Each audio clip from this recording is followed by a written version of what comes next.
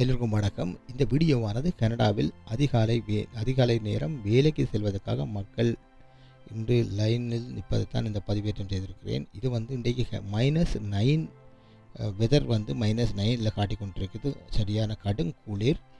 இந்த குளிருக்கள் எப்படியெல்லாம் மக்கள் கஷ்டப்படுகிறார்கள் என்றது தான் இந்த பதிவு. ஏனென்று சொன்னால் அநேகமாக ஸ்ரீலங்கா இந்தியாவில் இருக்கும் மக்கள் கனடாவில் ராஜ வாழ்க்கை வாழுகிறார்கள் மக்கள் என்று சொல்லுவார்கள். ஏனென்று சொன்னால் அவர்களுக்கு தெரியாது கனடாவில் வாழ்கிற வாழ்க்கை எப்படி என்று. இங்கே கட்டாயம் வேலைக்கு போனால் தான் கனடாவில் வாழ முடியும். வேலை இல்லாமல் ஒன்றுமே செய்ய முடியாது. என்ற வீட்டு வாடகை, அதுபோக வீட்டு மோர்கேஜ் என்று சொல்லி நிறைய காசு தேவை இருக்குது.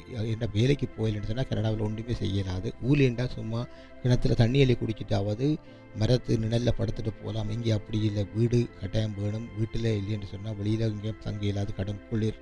அப்படியான நிலைமையில் தான் கனடிய மக்கள் வாழுகிறார்கள். ஏன்னு சொன்னால் பார்ப்பவர்களுக்கு தெரியும் இங்கே கனடாவில் ஒரு ராஜ வாழ்க்கை வாழ்கிறார்கள். அப்படி இல்லை. இங்கே அநேகமாக பேங்கில் லோனும் கிரெடிட் கார்டுகளையும் வச்சுக்கொண்டு மக்கள் படும் கஷ்டம்தான் உண்மை.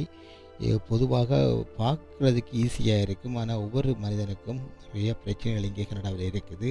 ஒன்று, வீடு உள்ளவனுக்கு மோகஜி பிரச்சனை, வீடு இல்லாதவனுக்கு இங்கே வாகன பிரச்சனை. உங்களுக்கு தெரிஞ்சிருக்கும். பாருங்கள், நீங்கள் வேலைக்கு போவதுக்கு இப்படியெல்லாம் இந்த குளிருக்கு இழுத்து மூடி கட்டிக்கொண்டு இப்படி வேலைக்கு அதிகாலையில் எழும்பி 6 மணியோ 5 மணியோ அந்த டைமுக்கு வேலைக்கு பஸ்ஸு எடுத்து வேலைக்கு போனால்தான் அவர்களுடைய குடும்பத்தை அவர்கள் பார்க்க முடியும். இதுதான் கனடாவில் வாழ்கிற மக்களின் இன்றைய நிலைமை.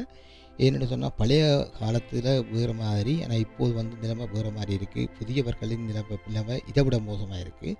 சரி, இந்த வீடியோ ஒரு சிறிய பதிவு தான். இதை பற்றி நீங்கள் என்ன நினைக்கிறீர்கள் என்று கமெண்டில் போடுங்க. அநேகமாக கனடிய மக்களுக்கு இதை பற்றி எல்லாம் தெரியும். சரி, இதே போல் மற்றொரு வீடியோவில் சந்திப்போம். அது வரைக்கும் நன்றி, வணக்கம்.